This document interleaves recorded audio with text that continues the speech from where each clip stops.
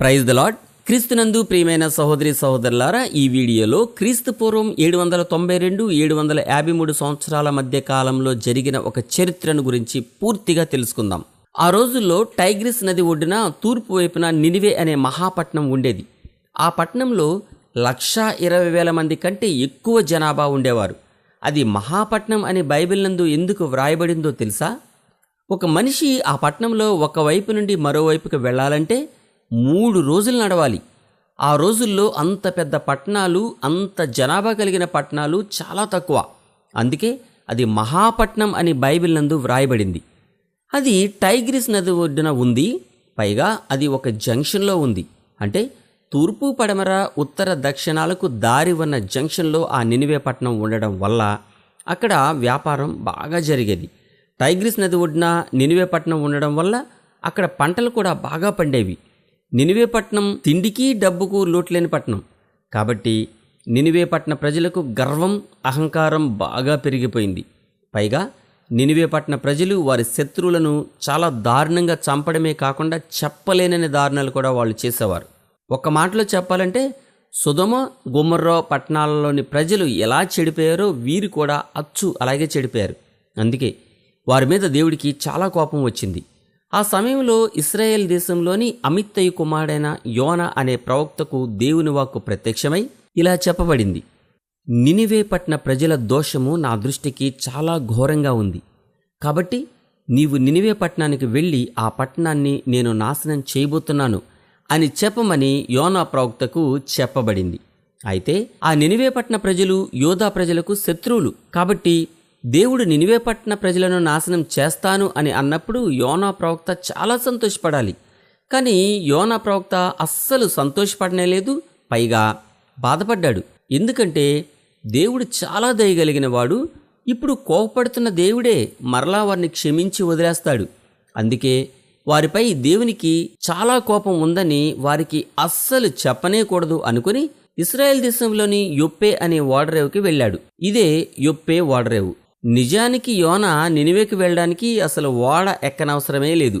ఎందుకంటే ఇశ్రాయేల్ దేశం నుండి నినివేకి భూమార్గం ఉంది. ఇశ్రాయేల్ దేశానికి ఉత్తరం వైపున ఉన్న లెబనాన్, సిరియా దేశాల నుండి ఇరాక్లోని నినివే పట్టణానికి గాడిద మీద గాని, గుర్రం మీద గాని లేదా నడిచి గాని వెళ్ళవచ్చు. కానీ అందుకు వ్యతిరేకంగా యోనా ప్రవక్త యొప్పేలో ఓడ ఎక్కి తర్షీసుకు బయలుదేరాడు. ఈ మ్యాప్లో చూస్తే యొప్పేకి కుడివైపున నినివే పట్టణం కనబడుతూ ఉంది. కానీ యోనా మాత్రం ఎడమ వైపుకి, అంటే ఈ ఎర్రని గీత వైపుకి తర్షీసుకు ఓడలో బయలుదేరాడు. యోనా ఎక్కిన ఓడ యొప్పేలో బయలుదేరి సముద్రంలో ప్రయాణిస్తుండగా దేవుడు సముద్రంలో పెద్ద గాలిని పుట్టించాడు. ఆ గాలి పెద్ద తుఫానుగా మారి చివరకు యోనా ప్రయాణిస్తున్న ఓడ బద్దలైపోయే పరిస్థితి వచ్చేసింది. సముద్రంలో పెద్ద తుఫాను వస్తే ఆ తుఫానులో ఓడలో ప్రయాణిస్తున్న ప్రయాణికుల పరిస్థితి ఏంటో అది అనుభవించిన వారికి మాత్రమే తెలుస్తుంది. ఆ ఓడలో ప్రయాణిస్తున్న ప్రయాణికులకి సముద్రంలో తుఫాను కొత్త కావచ్చు, కానీ ప్రతిరోజు సముద్రంలో ప్రయాణిస్తున్న ఓడ కెప్టెన్కి మాత్రం అది కొత్త ఏం కాదు కదా. కానీ ఇప్పుడు వచ్చిన ఈ తుఫాను ఎప్పుడూ వచ్చే సాధారణ తుఫాన్లా లేదు. ఇది చాలా పెద్ద తుఫానని, భయంకరమైన తుఫానని ఓడ కెప్టెన్కి కూడా చాలా బాగా తెలుసు. అందుకే ఓడ కెప్టెన్ చాలా భయపడ్డాడు. ఇక ఓడలోని ప్రతి ప్రయాణికుడిని పిలిచి వారి దేవతలను ప్రార్థించుకోమని చెప్పాడు. ఓడలో బరువు తగ్గించడం కోసం ఓడలోని సరుకులను సముద్రంలో పడవేయడం మొదలుపెట్టారు. తుఫాను మాత్రం అస్సలు ఆగడం లేదు. పైగా ఇంకా పెరిగిపోతుంది. ఓడ మాత్రం తేలడం లేదు. ఈ భయంకర పరిస్థితుల్లో ఏం చేయాలో ఓడ కెప్టెన్కు అస్సలు తెలియడం లేదు. ఓడలో ఇంకా బరువైన వస్తువులు ఏమైనా ఉన్నాయేమో అని ఓడ అంతా వెతుకుతూ కెప్టెన్ తిరుగుతూ చివరికి ఓడ అడుగు భాగానికి వచ్చాడు. అంత భయంకరమైన తుఫాన్లో కూడా హాయిగా గురకపెట్టి నిద్రపోతున్న ఓ మనిషి అక్కడ కెప్టెన్కు కనిపించాడు. ఇంకేముంది, కెప్టెన్కి అతను చూడగానే చిర్రెత్తుకొచ్చింది. వెంటనే కెప్టెన్ అతని దగ్గరకు పోయి, ఓయి నిద్రపోతా, నీకేం వచ్చింది? ఇంత పెద్ద తుఫాన్లో కూడా హాయిగా నిద్రపోతున్నావు? లేచి నీ దేవుణ్ణి ప్రార్థించవయ్యా, మనం చావకుండా ఆ దేవుడు మన యందు కరుణిస్తాడేమో అని అన్నాడు. ఎంతకీ తుఫాను ఆగేటట్టు లేదు. ఇంతలో ఓడలోని ప్రయాణికులకు ఒక ఆలోచన వచ్చింది. ఇది చూస్తే సాధారణమైన తుఫాన్లా లేదు. ఈ ఓడలో ఉన్న వారిలో ఎవరో ఏదో పెద్ద పాపం చేశారు. అందుకే ఇంత భయంకరమైన తుఫాను వచ్చింది. అసలు మనలో ఎవరి వల్ల ఈ తుఫాను వచ్చిందో తెలుసుకుందాం రండి అని ఒకరితో ఒకరు చెప్పుకొని అందరి పేరు చీట్లపై రాసి ఆ చీటీలు వేసి ఆ చీటీలు తీస్తే ఆ చీటీ మీద చివరకు యోనా ప్రవక్త పేరే వచ్చింది. ఇప్పుడు అందరి చూపు యోనా మీదే పడింది. ఇంతకు నువ్వెవరు? నువ్వెక్కడి నుంచి వచ్చావు? నువ్వు ఏ దేశానికి చెందినవాడవు? నువ్వు ఏ జాతి వాడవు? నువ్వు చేసే వ్యాపారం ఏంటి? నీ సంగతంతా మాతో చెప్పు అని యోనా ప్రవక్తను వారంతా అడిగారు. ఇక యోనా ప్రవక్త వారితో ఇలా చెప్పడం మొదలుపెట్టాడు. నేను ఒక హెబ్రీయుడను. సముద్రానికి, భూమికి, సమస్తానికి సృష్టికర్తయ్యై ఆకాశమందు నివసించే దేవుడైన యెహోవా యందు నేను భయభక్తులు కలిగిన వాడను. దేవుడు నన్ను నినివే పట్టణానికి వెళ్ళమని పంపిస్తే నేను మాత్రం తర్షీసుకు పారిపోతున్నాను అని ఆ ప్రయాణికులతో చెప్పాడు. ఈ మాటలు విన్న వెంటనే వాళ్ళని వారందరికీ గుండె జల్లుమంది. వారి భయం కూడా ఇంకా ఎక్కువైపోయింది. ఎందుకంటే ఇశ్రాయేలీల దేవుడు ఎంత గొప్పవాడో లోకమంతటికి ఇప్పటికే తెలుసు. ఎందుకు ఇలాంటి పని చేశావయ్యా? నువ్వు చేసిన ఈ పని వల్ల మేమంతా ఇప్పుడు చచ్చిపోయేట్లున్నాం. ఈ తుఫాను ఆగిపోవాలంటే ఇప్పుడు మేమేం చేయాలి అని వారంతా యోనాను అడిగారు. ఈ తుఫాను నా గురించే వచ్చిందని నాకు బాగా తెలుసు. అందుకే ఈ తుఫాను ఇంకా పెరిగిపోతుంది కానీ తగ్గడం లేదు. ఇప్పుడు నన్ను ఎత్తి సముద్రంలో పడవేస్తేనే కానీ ఈ తుఫాను ఆగదు, సముద్రం నెమ్మదించదు అని యోనా ప్రవక్త వారితో చెప్పాడు. కానీ చూస్తూ చూస్తూ ఒక మనిషిని సముద్రంలో ఎలా పడవేయాలి అని అనుకుని వారు ఓడను ఎలాగైనా ఒడ్డుకు తీసుకుని వెళ్లాలని ఇంకా చాలా బలంగా ఓడలోని తెడ్లను వేశారు. కానీ బలమైన తుఫాను వల్ల సముద్రం ఇంకా పొంగుతుండడంతో వారు చేసే ప్రయత్నాలు విఫలం అయిపోతున్నాయి. ఓడ మాత్రం ఒడ్డుకు వెళ్లడం లేదు. ఇక ఏమాత్రం ఉపయోగం లేదని వారికి అర్థమయ్యాక, యెహోవా, నీ చిత్త ప్రకారమే ఇదంతా చేశావు. ఇప్పుడు ఈ మనిషిని బట్టి మమ్మల్ని చంపవద్దు, అలాగే నిర్దోషిని చంపారు అనే నేరాన్ని కూడా మా మీద వేయొద్దు అని యెహోవా దేవునికి వారంతా మనవి చేసుకొని యోనాను ఎత్తి సముద్రంలో పడవేశారు. యోనాని సముద్రంలో పడవేయగానే తుఫాను ఒక్కసారిగా ఆగిపోయింది. సముద్రం పొంగడం కూడా మానేసింది. ఇది చూసిన ఆ మనుషులందరూ చాలా ఆశ్చర్యపోయారు. ఇప్పుడు వారందరికీ అర్థమైంది యెహోవా దేవుడు ఎంత గొప్ప శక్తి కలిగిన దేవుడో. ఇంకేముంది, వెంటనే ఆ ఓడలోనే వారంతా దేవునికి బలులు అర్పించారు. అంతేకాదు ఆయనకు వారి కోరికలు చెప్పి అవి తీర్చమని యెహోవా దేవునికి వారంతా మొక్కుకున్నారు. ఏం జరగబోతుందో దేవునికి ముందే తెలుసు కాబట్టి దేవుడు ముందుగానే సముద్రంలో ఒక పెద్ద చేపకు ఆజ్ఞ ఇచ్చాడు. ఆ పెద్ద చేప వచ్చి దేవుని ఆజ్ఞ ప్రకారం యోనాను మింగివేసింది.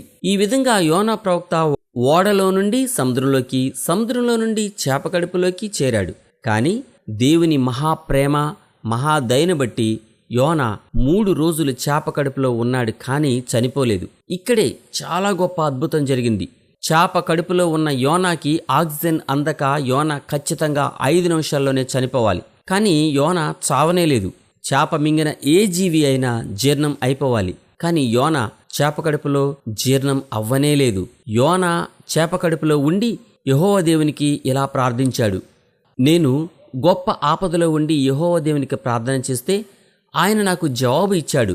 నేను పాతాళంలో, సముద్ర గర్భంలో ఉండి ప్రార్థించినా దేవుడు నా ప్రార్థన అంగీకరించాడు. దేవా, నీ సన్నిధిలో నుండి నేను త్రోసివేయబడ్డాను. నేను సముద్రంలోని మహాజలముల మధ్య అట్టడుగున ఇప్పుడు ఉన్నాను. సముద్రంలోని నాచు నా తలకు చుట్టుకొని ఉంది. నేను ఇంకెప్పటికీ పైకి రాకుండా భూమి గడియలు వేయబడ్డాయి. నేను చనిపోయే స్థితిలో ఉండగా నేను యెహోవా దేవుని జ్ఞాపకం చేసుకున్నాను. నిజము కాని వ్యర్థమైన దేవతలను ఆరాధించే వారికి కృప దొరకదు, కానీ నా ప్రార్థన మాత్రం దేవుని పరిశుద్ధ ఆలయంలోనికి తప్పక చేరుతుంది.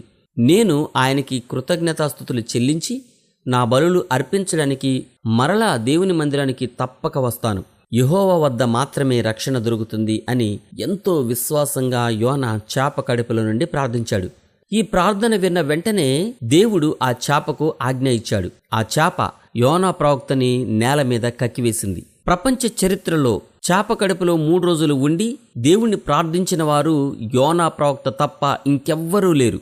సముద్రంలో చేప కడుపులో ఉండి చేపతో పాటు 3 రోజులు సముద్రంలో తిరుగుతూ మరలా బ్రతికి భూమిపైకి తిరిగి వచ్చిన వారు కూడా ఇంకెవ్వరూ లేరు. ఇలాంటి గొప్ప అద్భుతం యోనా జీవితంలో తప్ప ఇంకెక్కడా ఎప్పుడూ జరగలేదు. అందుకే మన ప్రభు అయిన యేసుక్రీస్తు వారు కూడా యోనా గురించి ఒక సందర్భంలో మాట్లాడారు. ఇప్పుడు మరలా రెండోసారి యోనాకు దేవుని వాక్యం ప్రత్యక్షమై, నీవు బయలుదేరి నినివేకి వెళ్ళి నేను నీకు చెప్పిన ప్రకారం అక్కడ ప్రజలకు చెప్పు అని యోనాకి చెప్పబడింది. ఈ నినివే పట్టణం ఆ రోజుల్లోనే చాలా పెద్ద పట్టణం అని ఇంతకు ముందే మనం చెప్పుకున్నాం. ఒక మనిషి 3 రోజులు నడిస్తే కానీ ఆ పట్టణంలో ఈ చివరి నుండి ఆ చివరకు వెళ్ళలేరు. అంత పెద్ద మహాపట్నంలో యోనా ప్రవక్త ఒక్కరోజు ఎంత దూరం నడవగలడో అంత దూరం మాత్రమే వెళ్తూ, నినివే పట్టణ ప్రజలారా, దేవుని కోపం మీ మీదకి రాబోతుంది, ఇంకో 40 రోజులకు ఈ నినివే పట్టణం నాశనం అవ్వబోతుంది అని ప్రకటించాడు. యోనా మాటలు విన్న ప్రజలు ఆ మాటలను బట్టి దేవునికి భయపడ్డారు. నినివే పట్టణ ప్రజలు వెంటనే దేవుని యందు విశ్వాసంతో ఉపవాస దినాలు ప్రకటించుకున్నారు. పేదవారి దగ్గర నుండి ఎంతో గొప్పవారి వరకు అందరూ పశ్చాత్తాపపడి గోనెపట్ట కట్టుకున్నారు. పట్టణ ప్రజలందరూ ఇలా పశ్చాత్తాపంతో గోనెపట్ట కట్టుకున్నారని నినివే పట్టణ రాజుకు తెలిసినప్పుడు రాజు కూడా పశ్చాత్తాపపడి సింహాసనం దిగి రాజ వస్త్రాలు తీసివేసి గోనెపట్ట కట్టుకొని బూడిదలో కూర్చుని తన మంత్రులకు ఆజ్ఞాపించాడు, మనల్ని చూసి దేవుడు జాలిపడేలా మనమందరం నాశనమైపోకుండా మనిషిగా పుట్టిన ఎవ్వడూ ఇప్పటి నుండి ఏమీ తినకూడదు, కనీసం నీళ్లు కూడా త్రాగకూడదు. మన పశువులు గాని ఎద్దులు గాని గొర్రెలు మేకలు ఇలా ఏ జంతువులు కూడా ఏమీ తినకూడదు, కనీసం నీళ్లు కూడా త్రాగకూడదు. అంతేకాదు మనుషులు చేసే దుర్మార్గపు పనులన్నీ, చెడ్డ పనులన్నీ, బలత్కారంగా చేసే పనులన్నీ వెంటనే మానేయాలి. మనుషులే కాదు జంతువులకు కూడా గోనెపట్ట కట్టండి. ప్రజలందరూ మనస్ఫూర్తిగా దేవుణ్ణి వేడుకోవాలి, ప్రార్థించాలి. మన ప్రార్థనలు విని దేవుడే కరిగిపోవాలి. ఆ విధంగా అందరూ దేవుణ్ణి బ్రతిమాలి ప్రార్థించండి అని నినివే పట్టణ ప్రజలకు నినివే పట్టణ రాజు చాటింపు వేయించాడు. వెంటనే నినివే పట్టణ ప్రజలందరూ దేవుడికి పశ్చాత్తాపంతో ప్రార్థన చేయడం ప్రారంభించారు. నినివే పట్టణ ప్రజల పశ్చాత్తాపం, పరివర్తన, విధేయత చూసిన దేవుడు నిజంగా కరిగిపోయాడు. వెంటనే తన మనసు మార్చుకొని వారి పట్టణాన్ని నాశనం చేయకుండా విడిచిపెట్టేశాడు. దేవుడు నినివే పట్టణ ప్రజలను శిక్షించకుండా విడిచిపెట్టినందుకు యోనా ప్రవక్తకి చాలా బాధ వేసింది. అంతేకాదు చాలా కోపం కూడా వచ్చేసింది. వెంటనే దేవునితో, యెహోవా దేవా, నీవు ఈ నినివే పట్టణ ప్రజలను శిక్షించకుండా క్షమించి వదిలేస్తావని నేను నా దేశంలో ఉన్నప్పుడే అనుకున్నాను. ఎందుకంటే నీవు చాలా కటాక్షం కలిగిన దేవుడవు, నీవు చాలా జాలి, అత్యంత కృప కలిగిన గొప్ప దేవుడవు, ఎంతో శాంతము కలిగిన వాడివి. నినివే పట్టణ ప్రజలను శిక్షిస్తానని చెప్పిన నీవే వారిని క్షమించి విడిచిపెడతావని నాకు ముందే తెలుసు. అందుకే నేను నినివేకి రాకుండా తర్షీసుకు పారిపోయాను. ఇంకా నేను బ్రతకడం ఎందుకు? నేను చచ్చిపోవడం మంచిది. నీవే శిక్షిస్తానన్నావు, నీవే ఇప్పుడు వారిని రక్షించావు. ఇక నన్ను చంపేయి దేవా, నన్ను చంపేయి అని యోనా దేవుణ్ణి వేడుకున్నాడు. వెంటనే నీవు ఇలా కోప్పడ్డం న్యాయమా అని దేవుడు యోనాని ప్రశ్నించాడు. అప్పుడు యోనా నినివే పట్టణంలో నుండి తూర్పు వైపుకు వెళ్ళాడు. అక్కడ ఎండ చాలా ఎక్కువగా ఉంది కాబట్టి ఒక పందిరి వేసుకుని ఆ పందిరి కింద కూర్చుని ఇప్పుడు ఈ నినివే పట్టణానికి ఏం జరగబోతోందో అని ఎదురు చూడడం మొదలుపెట్టాడు. యోనా ఎండ వేడికి చాలా ఇబ్బంది పడుతూ ఉన్నాడు. అందుకే దేవుడు యోనా కోసం ఒక సొర చెట్టు పుట్టించి యోనాకి నీడను వచ్చేలా చేశాడు. సొర చెట్టు నీడ వల్ల ఇప్పుడు యోనా ప్రవక్తకి చాలా చల్లగా హాయిగా ఉంది. యోనా ఇప్పుడు చాలా సంతోషపడ్డాడు. కానీ తెల్లవారేసరికి ఆ సొర చెట్టును ఒక పురుగు తొలిచేలా దేవుడు చేశాడు. ఆ సొర చెట్టు పూర్తిగా వాడిపోయింది. ఇప్పుడు ఎండ కాస్తోంది. ఇంతలో తూర్పు వైపు నుండి వేడిగాలి వీచేలా దేవుడు చేశాడు. యోనా తలకి ఇప్పుడు ఎండదెబ్బ తగిలింది. యోనా సొమ్మసిల్లిపోయాడు. ఇంతలో యోనా, నేను ఇంకెందుకు బ్రతకాలి, ఇలా బ్రతికే కంటే చచ్చిపోవడమే నాకు మేలు అని అనుకున్నాడు. అప్పుడు దేవుడు, ఈ సొర చెట్టు గురించి నీవు కోప్పడ్డం నీకు న్యాయమేనా అని యోనాను ప్రశ్నించాడు. ఈ ప్రశ్న విన్న యోనాకి చాలా కోపం వచ్చింది. ప్రాణం పోయే పరిస్థితి నాకు వచ్చింది కాబట్టి నేను కోప్పడ్డం న్యాయమే అన్నాడు. అందుకు దేవుడు, నీవు విత్తనం నాటలేదు, నీరు పోసి ఈ సొర చెట్టును పెంచనూ లేదు. అయినా ఈ సొర చెట్టు ఒక్క రాత్రిలో పుట్టి పెరిగి ఒక్క రాత్రిలోనే వాడిపోయింది. ఈ సొర చెట్టు విషయంలో నువ్వు ఇంతగా బాధపడుతున్నావే, మరి 1,20,000 మంది కన్నా ఎక్కువే ఉన్న ప్రజలు కలిగిన ఈ పట్టణం, ఎన్నో పశువులు కలిగిన ఈ పట్టణం విషయంలో నేను మాత్రం విచారపడవద్దా అని దేవుడు యోనాతో అన్నాడు. ఇలా యోనాకి అర్థమయ్యేలా దేవుడు ఆ రోజు చెప్పాడు. దేవుడు ఆ రోజు నినివే పట్టణ ప్రజలను నాశనం చెయ్యాలి అని అనుకుంటే వెంటనే వారిని నాశనం చేసేయొచ్చు. కానీ వారికి ఒక అవకాశం ఇచ్చాడు దేవుడు. ఆ అవకాశాన్ని వినియోగించుకుని ఆ రోజు ఆ పట్టణ ప్రజలంతా పశ్చాత్తాపపడి దేవుడిని వేడుకొన్నారు. ఆ రోజు వారు రక్షించబడ్డారు. అంటే శిక్షించడం కాదు, క్షమించడమే, రక్షించడమే తన ఉద్దేశమని దేవుడు ఆ రోజు ఈ రోజు కూడా మనకి తెలియజేస్తూ ఉన్నాడు. ఇప్పుడు మనల్ని కూడా రక్షించాలనే ఉద్దేశంతో మనల్ని కూడా పాపం విడిచిపెట్టమని హెచ్చరిస్తూ ఉన్నాడు. మరి మనం కూడా పశ్చాత్తాపపడి మనల్ని కూడా క్షమించమని రక్షించమని దేవుణ్ణి వేడుకుందామా? ప్రియ సహోదరి సహోదరులారా, ఈ వీడియోని కనీసం కొందరికైనా షేర్ చేయండి. మరెన్నో వీడియోలు మీకు అందించేలాగున దయచేసి మా కుటుంబం కోసం ప్రార్థించండి. మరో క్రొత్త వీడియోతో మళ్ళీ కలుద్దాం. Praise the lord. మీ బ్రదర్ బెన్హర్ బాబు.